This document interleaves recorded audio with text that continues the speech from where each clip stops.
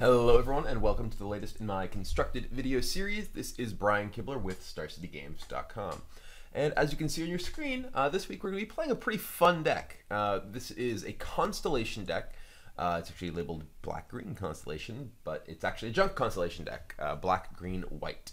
I've actually had a number of people ask, recently when I was streaming, it's like, where does the term junk come from? But anyway, it was actually a play on words from another totally slang term, jank, years ago, and someone made a blue-white red deck that was very popular that was referred to as Pro Tour Jank, and then it was actually Adrian Sullivan made a deck that was green, white, black, and it was sort of mocked by a lot of people and ended up called Pro Tour Junk. But anyway, that's where that terminology originated. But regardless, this is a black, green, white Constellation deck. And I actually played a ton of Constellation decks in my playtesting for the Pro Tour in the block constructed format. And Eidolon of Blossoms is a very powerful card. It is a card that can just run away with games if it's unanswered and can lead to some really powerful stuff. Similarly, Doomwake Giant is a card that really impressed me. It became less and less impressive against some of the different types of decks that ended up being excellent in that format. But one card that it did particularly shine against was Elspeth. It's unfortunate. I kind of wish Doomwake Giant was a 3/6 rather than a 4/6, because then it would be perfect against Elspeth, because you could play it and Elspeth couldn't, proactively, and you couldn't just play Elspeth and minus it.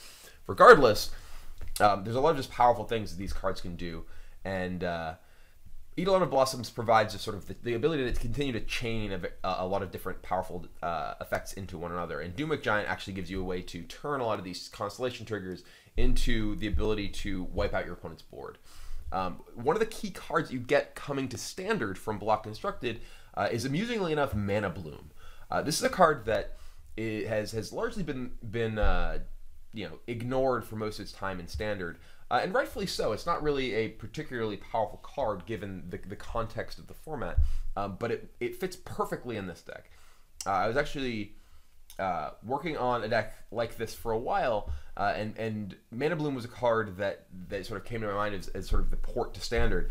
And just before the weekend, Brian Bronduin posted on Twitter. He's like, "Hey, anyone have any suggestions for this deck?" And he linked the deck, and it was a Mana Bloom Constellation deck. So it was pretty funny that we both sort of had gone the same direction.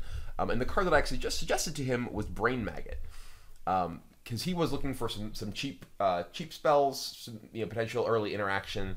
And Brain Maggot, I think, is great.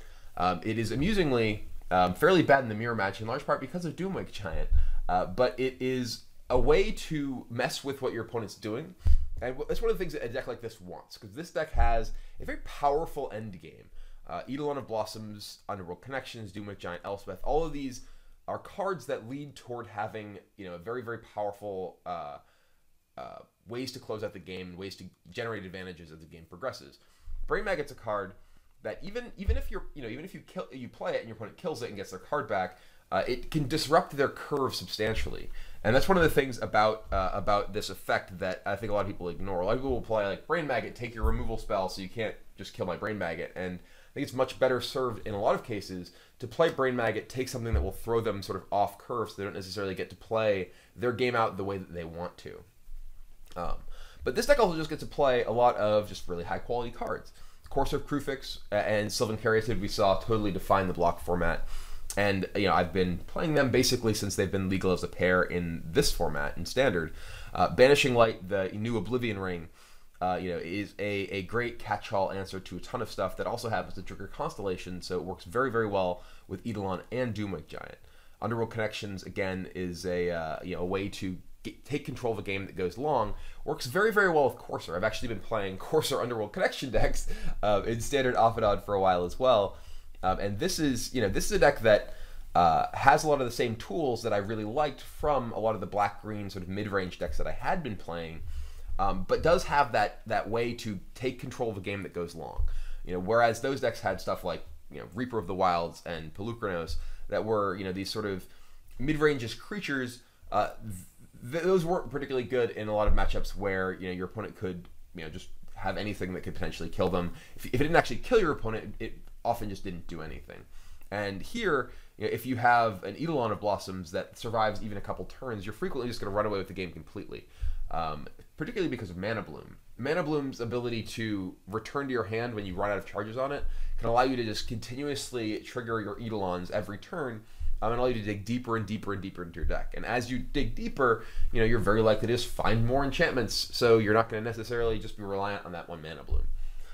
One of the cards that was in my block constructed versions of the Constellation deck for a while that was fairly poor was Font of Fertility.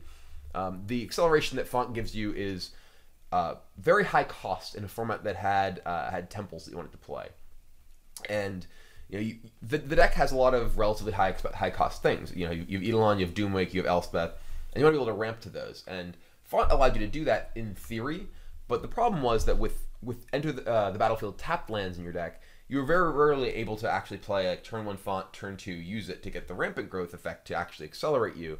So it ended up being something that would, sort of awkwardly fit into your curve later, but it was actually a 1-cost enchantment, and that was a big deal. And Mana Bloom is that 1-cost enchantment when you want the Constellation trigger, but it's actually also a mana accelerator. You can play Mana Bloom for 1 on turn 2, and then play Eidolon of Blossoms on turn 3, or fix your mana with it to cast something, some sort of double-colored spell or whatever.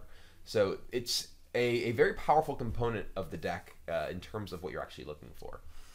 So sideboard-wise, a lot of things to sort of shore up various matchups. Thought Seizes against Control, primarily against Esper-type decks. I think Esper is one of the tougher matchups for any sort of mid-range-ish style deck, just because you have a bunch of removal spells that aren't that great. You don't close at the game all that well necessarily. But Thought Seize allows you to potentially try to at least stop your opponent from revelationing for a million. Bile Blight, another card that was always a problem for a lot of my mid-range decks was Pack Rat, and Bile Blight is obviously a great answer to that. That has some flexibility against other creature decks. Doomblade versus Ultimate Price, I think is a very legitimate question. I vastly prefer Doomblade against Mono Blue because being able to kill the 1/4, what's its name, Frostburn Weird, can be a pretty big deal. Similarly, being able to kill Judge's Familiar can be quite relevant, and it is able to kill Rampager as well, which Ultimate Price cannot. And I don't know that you necessarily want, between Hero's Downfall, Banishing Light, Bile Blight, you have a lot of ways to actually kill things like Desecration Demon, and a lot of the black creatures that you might otherwise want to Ultimate Price. So I think Doomblade in general is a better card for those purposes. Golgari Charm is, amusingly enough, very good in the mirror match, but also very good against Wrath decks and such. Nyx Fleece Ram is kind of cute. This is from Brian Bronwyn's sideboard from the Open. It's it's an enchantment that blocks creatures and gives you life, which is a lot of what you want in against a lot of the aggressive red decks. The deck does have a bunch of pain lands and such, can deal some damage to itself, and having ways to progressively gain life. One of the great things about Ram, not only is it a blocker that gains life, but it is very resilient to Skullcrack, unlike a lot of the individual gain life in a big chunk effects. So connections for control type matchups. Obzadot, this is a card that's in Brian's sideboard. I'm not sure if it necessarily belongs. He's a huge fan of it. It's a very powerful card. Gives you another tool against control that isn't vulnerable to wrath effects or enchantment removal, which is nice. Also against those same burn decks can be very powerful. And then Bounty, this is a card that Brian didn't have that I think is super powerful, and I think that Bounty is one of the best ways to sort of take control of the game against a deck like Mono Black. That can be they can be hard pressed to actually keep up with it. If you actually get to the 6 mana, it's possible that I even like Bounty in the main deck over something like Elspeth, just because Bounty, it's an enchantment, has a lot of synergy with what is going on in your deck, and one of the powerful things about Bounty is that a lot of times you can end up with a lot of cards from your Eidolon or whatever, but not necessarily cards that actually do a ton. And this this makes any card that you draw do a lot. So anyway, let's go ahead and play some actual matches. This is a deck that promises to be a lot of fun, and we will see how it does. So here we go.